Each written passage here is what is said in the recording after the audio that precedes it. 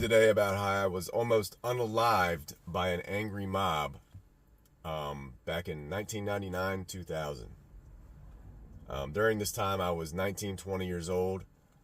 I was pretty much a drug addict, criminal, idiot, and I was always getting into trouble. Most of my friends were the same. So, this particular day, my friend Ray was my best friend at the time. My friend Adam was one of my other best friends. Were coming to pick me up. Now, what we usually do is we would go party, get high, get drunk, go get girls, get into trouble. That's pretty much all we did.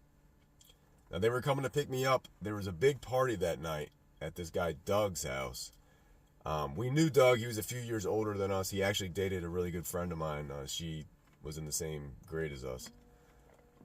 But I didn't really hang out with Doug. I didn't really know Doug, so I really didn't want to go to this party. But my friend Adam was going to sell ecstasy pills to people at the party. It was Doug's birthday party.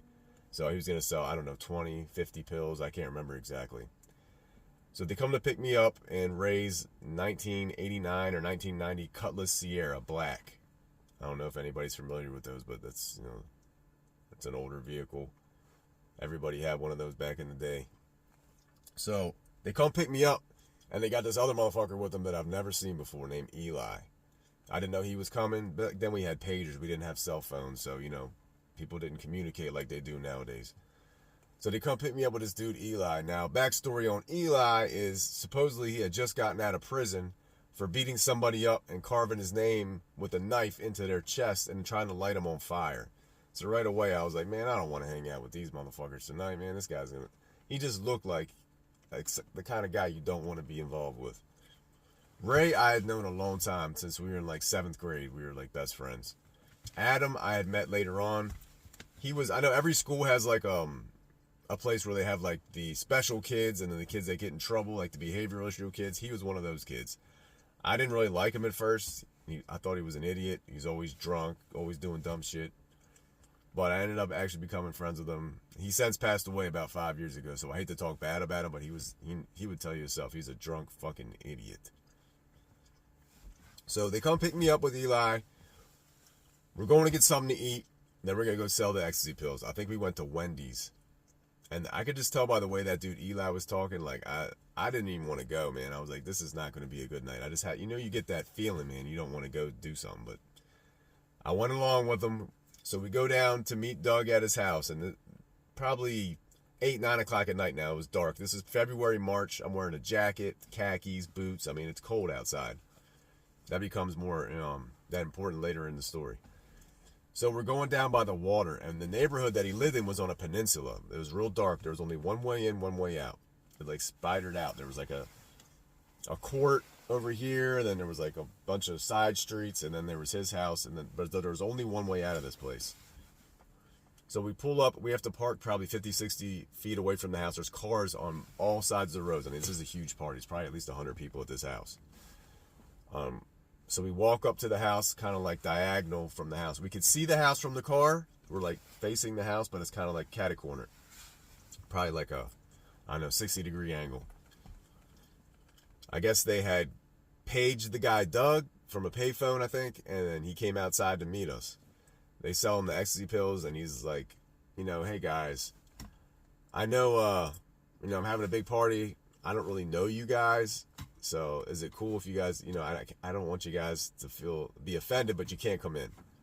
I was like, cool. That kind of relief to me because, I knew half the people in there, but I didn't know the other half of the people, man. I don't want to go in there somewhere, especially they don't want me to come in. And I don't blame that guy for not letting us in his fucking house, man. We were the guys that would come in and start a fight, steal your shit. I don't blame him for not wanting us in his house.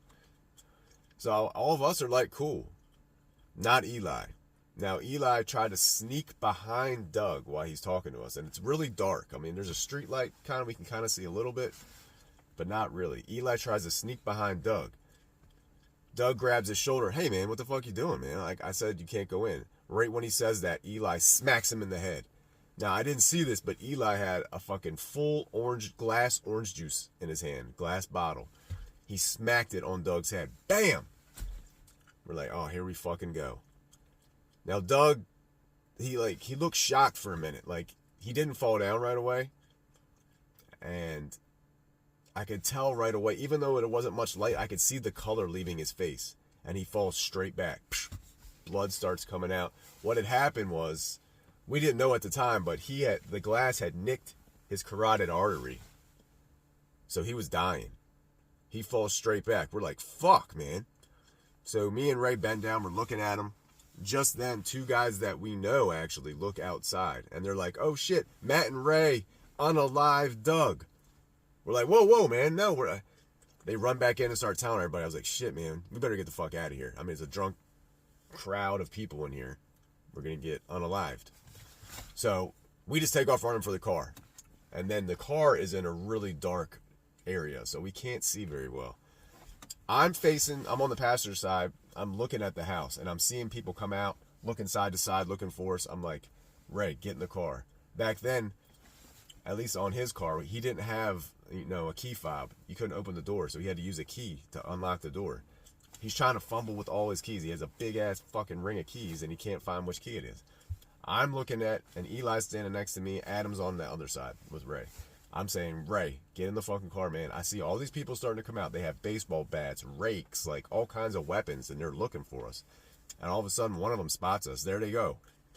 I'm like, Ray, get in the fucking car. They're coming. Eli sees the crowd coming, and he bolts that way. There's a woods, and that's the only way out. Eli goes that way. By the time he goes that way, they don't see him for some reason. He goes behind this house, and he jumps a fence, and he's gone. I mean, he's fast as fuck. The people are coming closer. I mean, they're probably 20 feet away. Ray just says, I can't find the key, and takes off running. So we're like, shit. Adam's slow as a motherfucker, so I'm like, man, they're going to catch his ass. And I'm running behind Ray. I even pass Ray. When your adrenaline's going like that, you don't care. Like, you get injured, it doesn't really faze you, man. I'm fucking hitting thorns, doing full flips over fences. Like, I don't give a fuck. I'm running, cutting myself.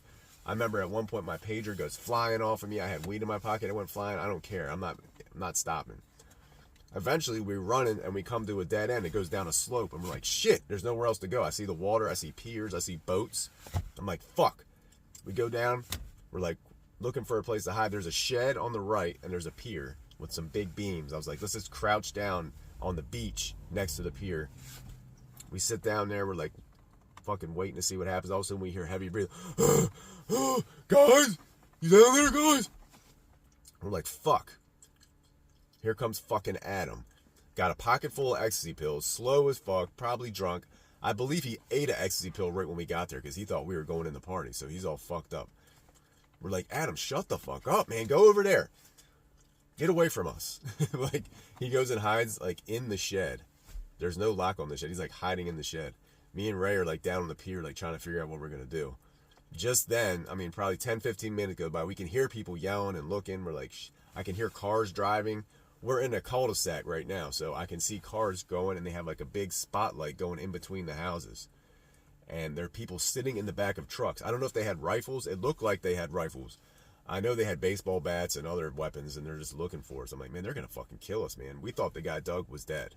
We're like, we're going to get charged with murder. We're going to get charged with fucking all these ecstasy pills that this fucking idiot's got on him. So, at one point, we see the spotlight come down the hill where we are. So we're like, shit, what the fuck are we going to do? Didn't hesitate. I jumped in the fucking water and went under the pier. And it was freezing. I don't know if you've ever been in the cold water when it's wintertime, but man, I was freezing to death. I was like, Ray, get in the water, man. He jumps in the fucking water too. We're under the pier hiding, shivering. I don't know if you've ever been in the water also with all your clothes on. It fucking gets very heavy. I remember I had Tim's on, and they were sinking into the sand. I could feel the sand like going into my boots. It was such a terrible feeling. I was so cold. And then right then I started having trouble breathing. Now I have severe asthma. So I started having an asthma attack from the cold. So I had my inhaler in my pocket. I always have my inhaler. I try hitting my inhaler, but it's filled with water. It's like, nothing's coming out. I'm like, fuck. I'm trying to calm myself down. I'm like, Ray, you're going to have to help me get out of the water, man. Now, I worked out at the time. I tried to pull myself up on the pier, and I couldn't. My clothes were so fucking heavy. That's actually prompted me to start really working on my pull-ups, man, because I can do a lot of pull-ups now. So, he goes up the beach, tries to help me get up on the pier. I'd get up on the pier. I'm like, man, what are we going to do? They're going to eventually come down here and get us. Adam's, like, over there like thinking nothing. He's like, I'm gonna go up the hill and check and see what's going on. We're like, all right, go ahead, buddy. Don't lead him back to us. Like, shut up. You got us into this fucking thing anyway, bringing this guy we don't know. Smacking motherfuckers with orange juice bottles. So anyway, me and Ray are on the pier, and there's a nice boat there. And I'm like, I'm gonna get on this boat real quick. Now, my plan wasn't to steal the boat. I was looking to see if I could find like a dinghy or I don't know, something I could, like a little paddle boat I could go across, because I could see the other side, the shore on the, it's probably a mile away. You know, you think like maybe a half mile. I don't know. You can't really tell when you're on the water. It's hard to tell. But I grab a life vest and I'm like, Ray, I'm having trouble breathing, man. I'm not gonna be able to run anymore. I'm gonna jump in the water with this life vest on and I'm gonna float across. He's like, you're gonna die of hypothermia, man. Do not do that. I was like, what other option do I got, man? If we run out there and we're sitting there arguing for a minute, he's like, no, man, you're not going in the fucking water. What do you? No, we're gonna figure something else out. All of a sudden we hear, hey, what the fuck y'all doing in my yard? The guy who owned the house comes out. He's drunk. He thinks we're trying to steal his boat. We're like, any other time we would have took off running, but we're like, thank God. We're like, hey, sir, can you help us? He's like, what the fuck are you talking about? Can I help you? He thinks he's real tough, too, because he's like trying to, you know, peacock himself, try to scare us. We're like, hey, man, do you see all these cars driving around the neighborhood? He's like, yeah, what's going on? We're like, yeah, these people are trying to kill us. He's like, they're trying to kill you? Like, come on, man. Like, yeah. We're like, all right. Well, he actually brings us up to his porch, and he's like, why are you guys all soaking wet? We kind of explained to him the story. We're like, we don't know who this person is. Somebody got hurt. They thought we did it. He's like, all right. He went and got us blankets. We're on like a screened-in porch. And then he's like, I'm going to call the cops, man. He's like, nobody's going to do anything to you guys. You know, they're not going to mess with me. Everybody in this neighborhood. He's like, acting like he's a badass. Like, man, we don't. There's like 100 people that want to unalive us, man. Like, I don't think you're going to be able to take one of those people, let alone 100. So, but anyway, he calls the cops. He lets us come in his like back door. We're sitting there with blankets on, shivering. The cops come. We kind of make up a story. I mean, I didn't know the guy Eli, so I wasn't lying. I'm like, we don't know what happened. We went to a party. He's like, yeah, we know. The guy got medevaced out of here. Like, he might die. We're like, shit. They had a medevac in the shock trauma because of his artery. The cops are like, well, you guys got to get back to the station. We're going to walk you back to your car. You're going to follow us. He's like, you're not getting in my car all soaking wet like that. So we're like, shit. Meanwhile, Adam had all these ecstasy pills on him. I didn't know he had shoved them up his ass. So he's walking funny. He has a fucking ball of ecstasy pills shoved up his ass. We're walking back to the car. The cop turns his little spotlight on us, and we're like the walk of shame, walking back to this vehicle with a light on us. We get back, and we see all these people in the yard like screaming at us. There's another cop there, and he's like holding them back. So there's two cops, probably at least 60 people out there screaming. So we're like, hey, man, we didn't do it. He's like, don't even talk to these people. Get in your vehicle. I'm like, do we want to go to the station? He's like, no, you can go home. We'll contact you. We got your information. I'm like, oh, okay. Like, I couldn't believe we were getting arrested. I'm like, all right. We go to the car, and it was demolished. Like, they jumped up and down on the hood, so it's, like, leaning in like this. They fucking poured sugar in his gas tank. They sliced all his tires. So we're like, we can't go. He's like, well, you better figure it out. We can't hold these people back. Like, we got other units on the way, but we cannot hold these people back. Get out of here. We're like, okay, fuck. So we get in the car. We're like driving on flat tires. I lived about, 8 minutes away from here, so it wasn't too bad. But there's sparks flying out the sides. And we made it back. And the cops never contacted me. I believe they contacted Adam. They went and they found the guy Eli. He had to go to court. You know, he got charged with, I don't know what he got charged with. I don't know how, by the grace of God, they didn't come get me. I went back actually the next day and found my pager and the weed in the backyard. I don't know how the fuck I found that shit. But the moral of the story is, if you get a gut feeling, man, go with that feeling. I knew I shouldn't have went that night. I shouldn't have been doing a lot of shit I was doing back then. But you get those feelings, man, go with that feeling. And the girl, Doug actually ended up living. He didn't die. I actually saw him years later and apologized for the whole thing, even though it wasn't my fault. And he was like, I know it wasn't you, man. I'm like, his girlfriend at the time was one of my really good friends. She came over to my house a few weeks after the incident and was like, I'm so glad. I know you didn't do it. I'm so glad you ran, because they were literally going to kill you guys if they caught you. Because there wasn't a knife left in the kitchen. There wasn't a baseball bat left. There was every weapon, everything that could be used as a weapon, they took out of that house. And they were going to kill us. Even the adults in the neighborhood, they sealed off the neighborhood. So there was no way for us to get out. So luckily that guy called the police, or we would have been dead. Let me know if you like the story. I have a lot of other stupid stories like this. Every time, this time of year, it reminds me, you know, it's kind of the cold weather, and I hadn't actually ever really told that many people this story, so I don't know. Let me know what you think. Have a good one. I know it was a long video.